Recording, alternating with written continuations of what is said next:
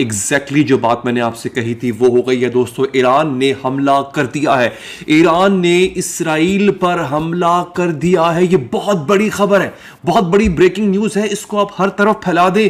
तीसरी आलमी जंग का आगाज हो चुका है, ईरान हमला कर चुका है। इस वक्त मैंने आज से थोड़ी देर पहले, चंद घंटे पहले आपको बताया था कि 100 मिसाइलों का एक बैराज वो इजराइल पर हमला करने के लिए तैयार है। और अब ईरान ने अपने सूबे हमदान ईरान का एक सूबा है जो कि बिल्कुल करीब जाके लगता है बहरे हुर्मस से, और हुर्मस के बाद सऊदी अरब और फिर इसराइल आता है।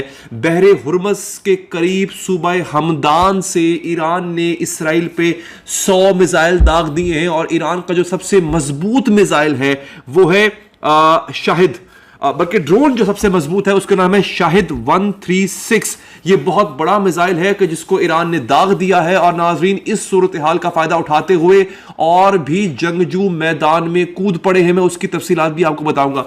सबसे पहले मैं आपको यह बता दूं कि कहा जा रहा था कि ईरान अटैक नहीं करेगा, ईरान ने बाकायदा इसराइल पर हमला कर दिया। तारीख में ईरान का इसराइल की सरजमीन पर यह पहला हमला है। जिसको इस हमले का सियाको सबाक नहीं पता, खासतौर पे अगर हमारे बैरून मुल्क पाकिस्तानी या इंडियंस या बांग्लादेशी देख रहे हैं, मैं ये बता दूं कि शाम में मौजूद ईरानी सफारत खाने पर इसराइल ने गुज़िश्ता हफ्ते हमला किया था। ईरान ने कहा था कि हमारे सफारत खाने पे हमला हमारी सरजमीन के हमले के मुतरादिफ है और हम इसका बदला लेंगे। अमेरिका ने भरपूर कोशिश कर ली, बरतानिया ने पूरे अरब ममालिक की मिन्नतें कर ली कि ईरान को समझाओ ताकि वो हमला ना करे, हमला करने से बाज आए। इसराइल ने अमेरिका से कहा कि इसको समझाओ। दोस्तों, आज सुबह की वीडियो अगर आप मेरी देखें तो मैंने आपको कहा था कि हिजबुल्लाह ने 50 से 70 या बाज़ इत्तलात के मुताबिक 100 रॉकेट, मिसाइल नहीं, रॉकेट फायर किए हैं इसराइल के अंदर। और मैंने आपको सुबह कहा था कि आज शाम किसी भी वक्त, आज रात किसी भी वक्त ईरान हमला कर देगा। बिलाखिर वो हुआ। हिजबुल्लाह ने वो रॉकेट क्यों फायर किए थे? ताकि जो इसराइल का आयरन डूम सिस्टम है, जो कि इसराइल की फिजा में आने वाली किसी भी चीज को मार गिराता है, उसको मसरूफ रखा जाए। इधर लबनान से हिजबुल्लाह ने रॉकेटों की बारिश करके इसराइल के आयरन डूम सिस्टम को मसरूफ कर दिया। वो उधर मसरूफ था। यहां पर ईरान ने अपने मिसाइल लॉन्च कर दिए। ईरान के पास जो सबसे बेहतरीन मिसाइल है, उस मिसाइल की रेंज है 2500 किलोमीटर फी घंटा, मतलब सॉरी 2500 किलोमीटर तक वो मार कर सकता है। उसकी स्पीड है 15,000 किलोमीटर फी घंटा, यानी 13 मैक उसकी स्पीड है। दोस्तों, ईरान और इसराइल का जो फासला है वो है 2300 किलोमीटर। ईरान के पास जो सबसे मजबूत बेहतरीन मिसाइल है वो है 2500 किलोमीटर तक मार करने वाला मिसाइल। अब ईरान ने अपने 9 बेहतरीन मिसाइल, जिनकी स्पीड मैक 13 से मैक 5 तक है, वो लॉन्च कर दिए हैं। इससे पहले, यानी 1 घंटा पहले की यह खबर है, इससे चंद घंटे पहले ईरान ने एक और काम किया। उसकी मैं आपको तफसीलात नाज़रीन बता देता हूं। ईरान ने 2 बड़े मजबूत काम किए। ईरान की एक फौज है, उसका नाम है साइबर एवेंजर। ये उनकी ऑफिशियल फौज नहीं है, ये अंदरूने खाना उन्होंने एक फौज बनाई हुई है। साइबर के नाम से आप पहचान गए होंगे। साइबर एवेंजर का मतलब यह है कि साइबर के जरिए, इंटरनेट के जरिए हमला करने वाले। सबसे पहले इन्होंने क्या किया, सुलेमान अहमद के नाम से एक सहाफी हैं, शेख सुलेमान अहमद के नाम से, वो ये कह रहे हैं कि The Cyber Avengers, a group with ties to Iran, have proudly announced their responsibility for the recent power outages across Israel, hitting major urban centers such as Tel Aviv and Netanyahu. अच्छा, अब इन्होंने किया क्या? 2 काम बड़े important किए।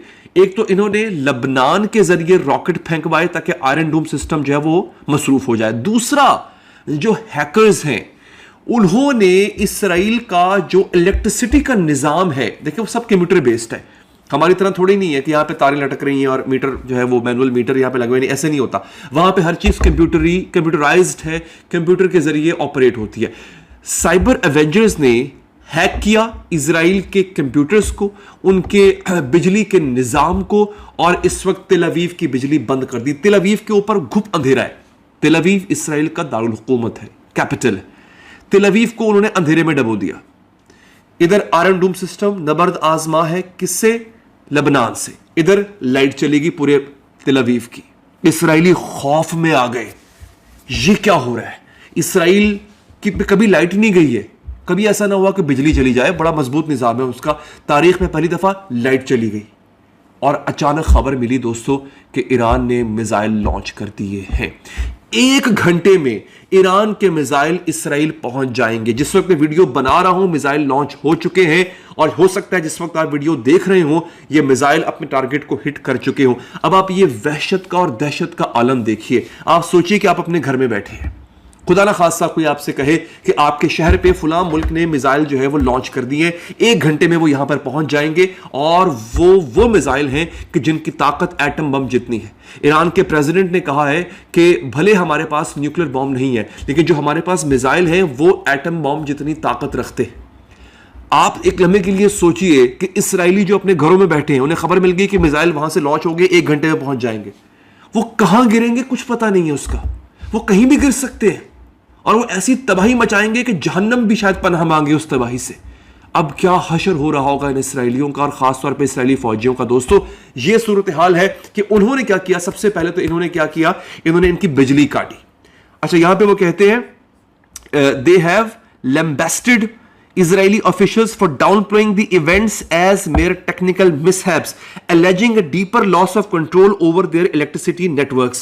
इजरायलियों ने जनाब आके कहा कि उन्होंने फौरी तौर पे प्रेस रिलीज जारी की कि जनाब के ये कोई फॉल्ट आया है। फौरी तौर पे साइबर एवेंजर्स ने अपनी स्टेटमेंट जारी कर दी कि नहीं, फॉल्ट नहीं आया, हमने हमला किया है, हमने हमला किया। दोस्तों अब जो अगली अपडेट है वो मैं अगली वीडियो में आपको दूंगा। कुछ मजीद कंफर्मेशन आ रही है, सुन लीजिए, उसकी हाईलाइट सुन लीजिए। इसलिए बता रहा हूं ताकि आप मिस ना करें। चैनल को लाजमी सब्सक्राइब कर लें। इस जंग के हवाले से इस प्लेटफॉर्म से आपको मुसलसल खबरें मिलती रहेंगी। नाज़रीन, सबसे पहली बात ये, इजराइल के अंदर एक बहुत बड़ी शख्सियत का जहाज मौजूद था। वो जहाज किसको लेके उड़ा? इस वक्त 2 चीजें हो रही हैं दोस्तों। एक तो वहां से मिसाइल लॉन्च हो रहा है और इजराइल से इंतहाई अहम शख्सियत का जहाज जो है वो उड़ रहा है। फिर इजराइल पर एक ईरान ने हमला नहीं किया, एक और मुल्क ने भी हमला कर दिया है। यह मुल्क कौन सा है आपको बताऊंगा। और दोस्तों तीसरी आलमी जंग क्यों शुरू हो चुकी है? क्योंकि उन 2 बड़े ममालिक का मैं नाम लेने जा रहा हूं जो बराह रास्त जंग में कूदने जा रहे हैं। बराह रास्त, ये मैं आपको सिर्फ हवाई बात नहीं बता रहा। मेरे सामने ये देखिए, लैपटॉप में इस वक्त खबरों का एक अंबार है। मुझे उसमें से छांटी करनी है, मुझे उसमें से तस्दीक करनी है। लेकिन ये वो खबरें हैं जो बिल्कुल नजदीक तरीन है, मुस्तनद शुदा खबरें हैं। ये 2 मुल्क ऐसे हैं जो बराह रास्त जंग में कूदने वाले हैं। एक और मुसलमान मुल्क ने बाकायदा हमला कर दिया इसराइल के ऊपर, और ईरान ने इस हमले करने से पहले बहरे हुर्मज में इजरायली शिप्स, इजरायली बहरी जहाजों को अगवा कर लिया था। बहरे हुर्मज पे ईरान का कंट्रोल आ चुका है। बहरे हुर्मज पूरी दुनिया की सांस की नाली है। बहरे हुर्मज पे वो लगती भी ईरान के बॉर्डर के साथ है। ईरान ने उस सांस की नाली को दबोच लिया है। और याद रखिए, मैं अगली वीडियो में आपको बताऊंगा कि इस वक्त अमेरिका इतना बेबस है, इतना बेबस है कि अल्लाह की पनाह। ईरान के सुप्रीम लीडर का ये अभी हाल ही में एक बयान आया है। उसने कहा है कि अगर हमारे रास्ते में कोई आया उसको हम इतना धोएंगे, और वो अमेरिका भी हुआ तो अमेरिका को इतना धोएंगे कि नानी याद आ जाएगी। इन्होंने ईरान की फौजी ताकत को डाउन प्ले किया था, अंडर एस्टिमेट किया था। अब सूरत हाल ये है कि इनको समझ नहीं आ रही कि ईरान के पास ये ड्रोन कहां से आए हैं। मैंने पिछली वीडियो में बताया था कि ईरान के पास दुनिया के स्मार्ट, जदीद नहीं स्मार्ट तरीन ड्रोन्स हैं जो सेल्फ हीलिंग करते हैं। उनको अगर आप फजा में तबाह करेंगे वो खुद को रिपेयर कर लेंगे। यहां तक उनका दावा है कि ऐसे हमारे पास ड्रोन्स मौजूद हैं। इस जंग के हवाले से मैं आपको अगली अपडेट बहुत जल्दी दूंगा। चैनल को लाजमी सब्सक्राइब कीजिए। अपना बहुत ख्याल रखिए। और आने के बाद